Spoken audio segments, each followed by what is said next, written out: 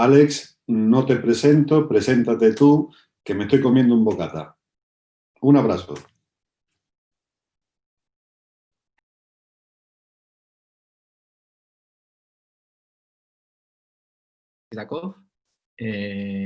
No sé si soy experto, desde luego sí que soy un apasionado del mundo de la sostenibilidad y de todo de lo que entraña, ¿no? Y creo que soy un apasionado no solo por las empresas o por los negocios que hago, que son varios, o por proyectos y tal, sino un poco por la conciencia, por la forma de vivir que en mí ha despertado el poder vivir de una manera más sostenible, ¿no? Desde el punto de vista de, yo no me he formado ni tengo unos estudios avanzados en reciclaje ni en nada, pero digamos que siempre he sido un apasionado de pasar tiempo en la naturaleza, del mar y, y a través de mi experiencia me fui encontrando cómo todo eso que he amado, que he vivido, que he disfrutado desde pequeño, desde la infancia, con mi familia, con mis abuelos en la costa, ¿no?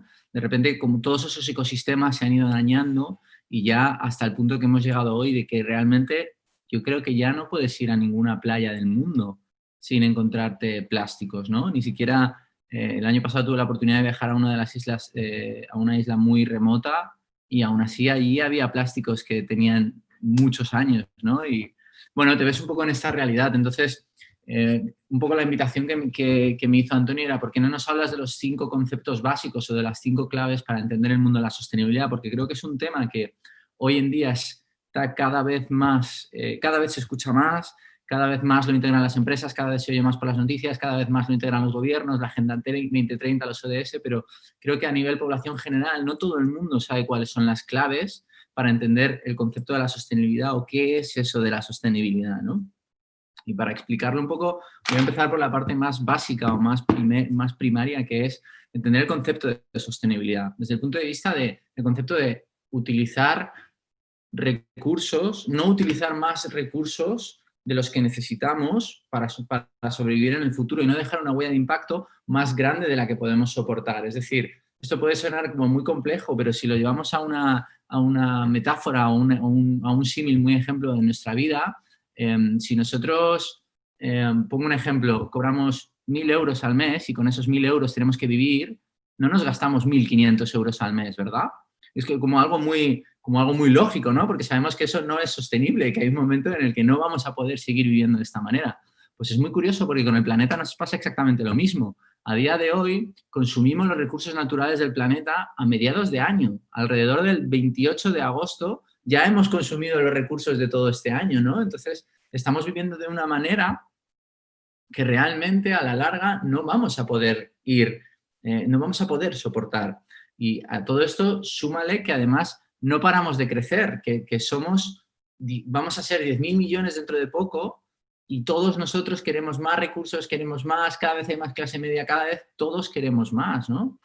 Es curioso, pero vivimos en un planeta en el que los recursos son finitos. Es decir, hay un espacio de tierra, hay un número de árboles, hay un X litros de agua, hay muchos recursos que son limitados y de alguna forma nuestro modelo de vida hace que vivamos como si fueran ilimitados. Entonces, creo que para entender la clave de la sostenibilidad pasa por entender esto, que realmente los recursos son finitos. Y la primera clave que quiero introducir con esto es nuestro modelo de consumo. Es decir, ¿a qué volumen consumimos y qué recursos naturales necesita nuestro estilo de vida? Nos hemos acostumbrado a vivir, o desde la época industrial, metimos una forma de consumo que se llama consumo lineal, es decir, sacamos recursos, lo transformamos en los objetos que necesitamos y lo tiramos. Y esta cadena nunca vuelve al principio, entonces todo el rato consumimos y tiramos, consumimos y tiramos, consumimos y tiramos, pero esto tiene un límite, esto nunca podrá llegar hasta el infinito. Y aquí nace el segundo concepto que ahora está tan de moda y que se liga mucho a la innovación, que es la economía circular, que se trata exactamente de volver esos recursos a la fuente. Es decir, poder utilizar de nuevo eso que hemos consumido en generar otro producto, otra fuente de energía, otra fuente de materia prima, para que esa cadena se vuelva a circular. Y es un concepto muy curioso que a mí me encanta contar siempre, de que esto se liga mucho a la innovación, pero esto es más antiguo. O sea, esto mi gran ejemplo en la vida de economía circular es mi abuela. Mi abuela, cualquier cosa le daba un doble o un triple uso, o hay cosas, o tarros, o bolsas incluso, que utilizaba durante 20 años. O sea, ir a casa de mi abuela es un ejemplo de economía circular, porque esa mujer no tenía la conciencia de tirar nada. En mi casa, en casa de mi abuela se tiraba lo orgánico, pero todo lo demás se le encontraba un uso o se transformaba en algo, ¿no? Mi abuela en manitas y cogía y con esto hacía otra cosa que servía para tal y lo reutilizaba, y, ¿sabes? Y es ese concepto al que creo que nuestras generaciones se han ido olvidando poco a poco, o es algo que se ha ido diluyendo y que ahora es muy innovador, pero realmente es algo mucho más simple, y es cómo reutilizamos o cómo le damos valor a las cosas que ya tenemos, cómo paramos de consumir, porque hay un momento en el que tenemos que parar de consumir. Es decir, no hay tantos recursos para todo lo que todos queremos consumir. Hoy he estado en un panel muy bonito en el que lanzaban una pregunta sobre cómo dar abasto alimentariamente a todas las necesidades de todo el mundo. Y si íbamos a ser capaces, es que depende de las necesidades. Si todo ser humano quiere tener en la nevera 5 mangos de Costa Rica, pues es que es físicamente imposible que llegamos a dar abasto a esto. Entonces, hay un momento en el que tenemos que fijarnos en nuestro modelo de consumo. ¿Qué consumo yo y qué cuesta esto traérmelo a mí? ¿Y hay suficiente para mí? Creo que pasa por hacernos estas preguntas, ¿no? Otra de las cosas que me gustaría mucho a raíz de la economía circular es introducir estas tres R's famosas de reducir, reciclar y reusar. Reciclar es algo básico. O sea, reciclar no es algo que sea, que sea moderno hacer, o reciclar es algo que, para mí, yo siempre pongo este ejemplo, al igual que tú tus propios residuos los tiras en el baño, reciclar pasa lo mismo. Tú, productos que has consumido, ¿dónde los vas a depositar? Pues en su lugar adecuado para ellos, ¿no?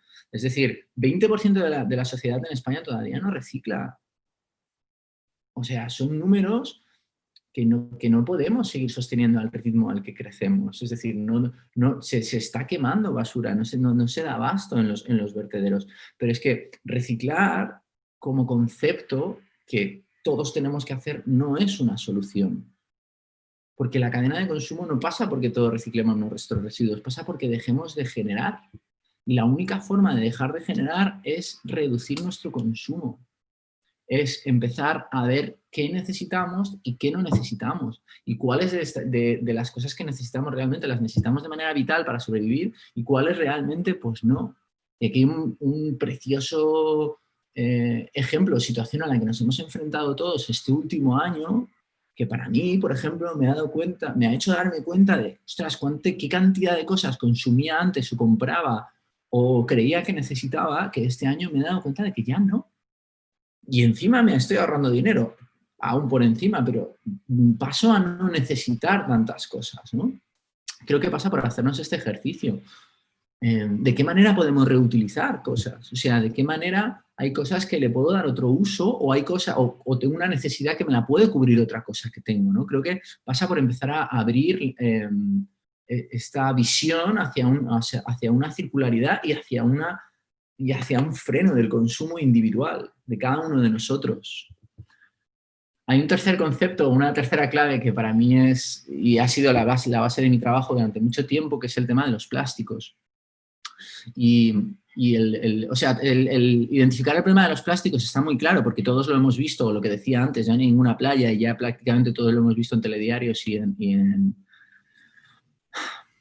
en periódicos, pero hay un momento en el que yo no sé, ahora están saliendo muchos productos alternativos, muchos bioplásticos, muchos plásticos reciclados, muchos RPET, muchas botellas hechas con plástico reciclado, y se está vendiendo esto como si realmente fuera una solución, cuando realmente el problema de los plásticos que existe realmente todavía no se termina de conocer.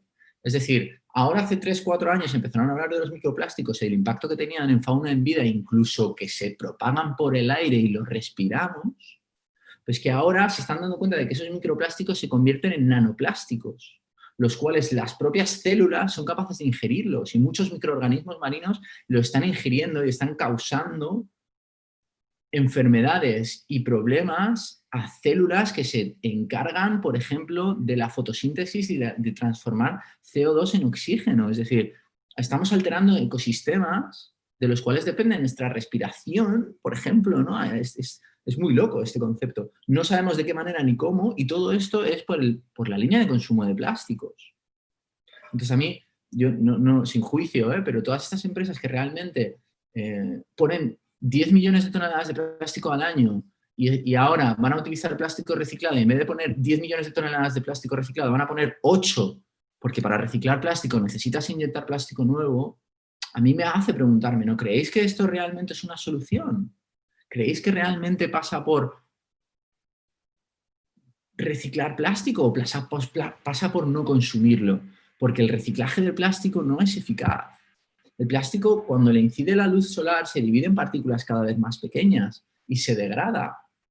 Entonces, una botella de agua que ha estado 2 semanas expuesta al sol no es apta para el reciclaje y no funciona bien para el reciclaje. Funciona bien la que está perfecta, que no la da al sol y la coges nada más beberla y la reciclas. Es así, pero muchas no. Y muchos tipos de plástico no se pueden reciclar y no se pueden mezclar unos con otros.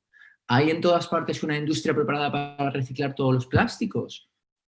Yo creo que no. Entonces creo que identificar la magnitud del problema al que nos enfrentamos y las posibles soluciones y lo que es una alternativa o lo que es una solución.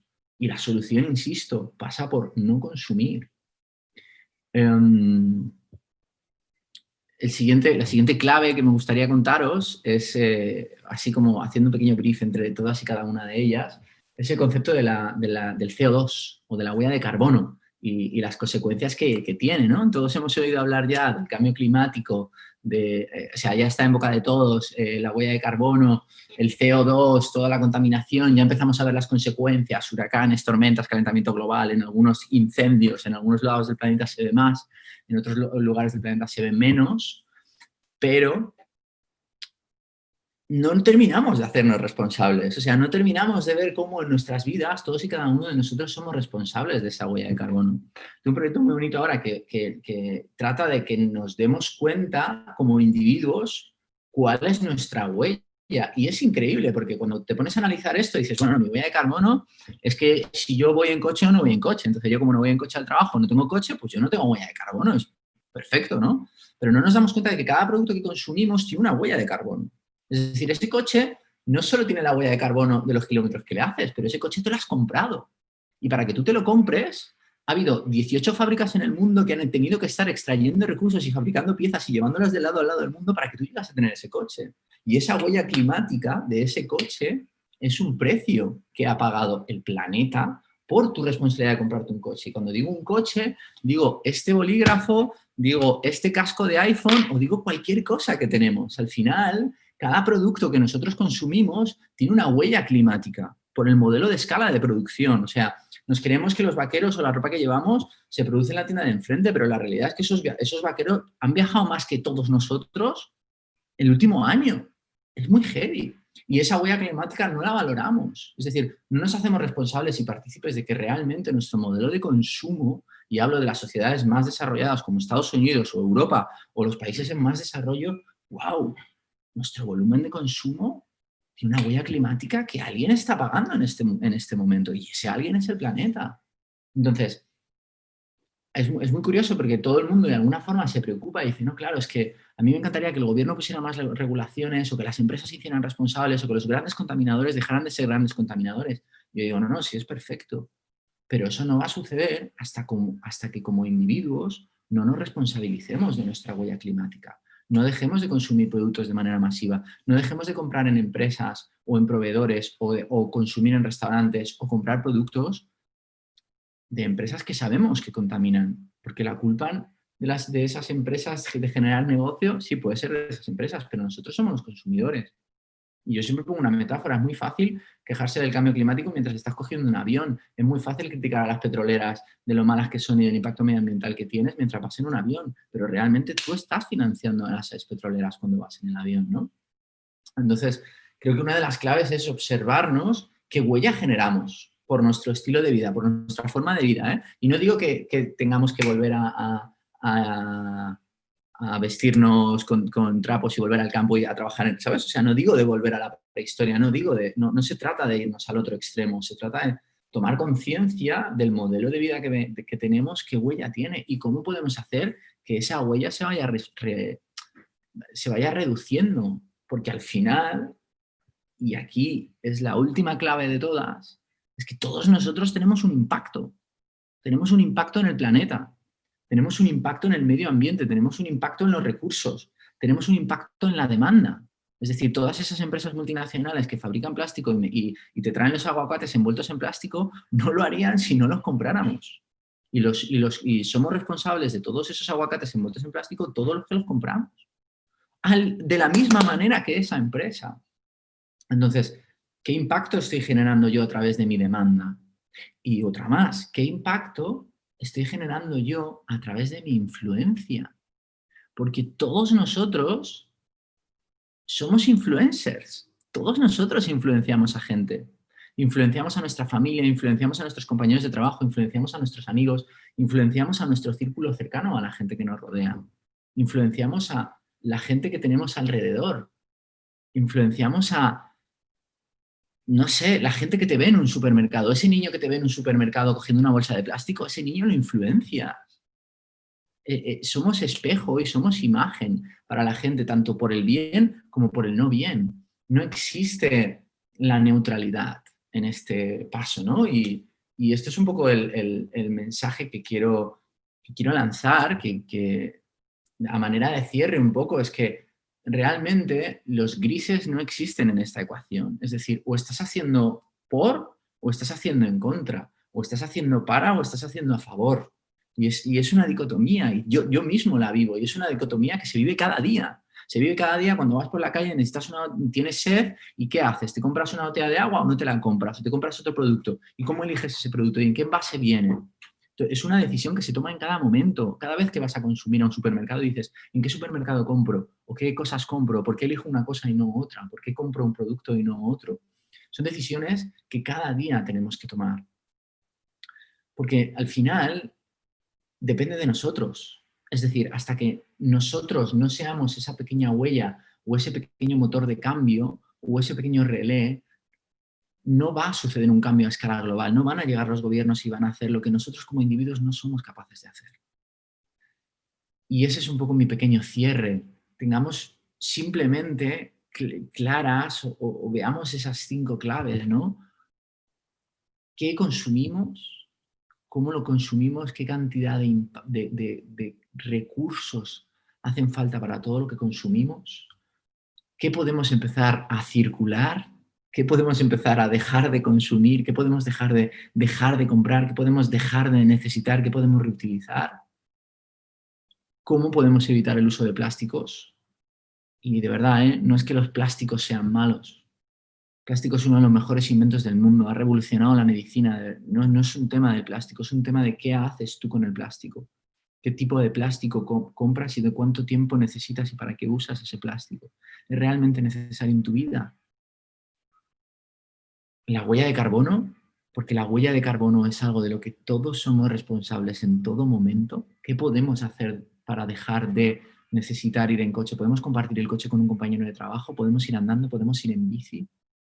¿Podemos dejar de comprar productos que vienen de Argentina? ¿Podemos empezar a comprar en lugares de comercio más local o más psicológico? Y por último, el impacto. El impacto de todas y cada una de nuestras decisiones, de las decisiones que tenemos cada día, el impacto que tienen en nuestro entorno, en nuestras familias, en nuestros hijos, en nuestros amigos.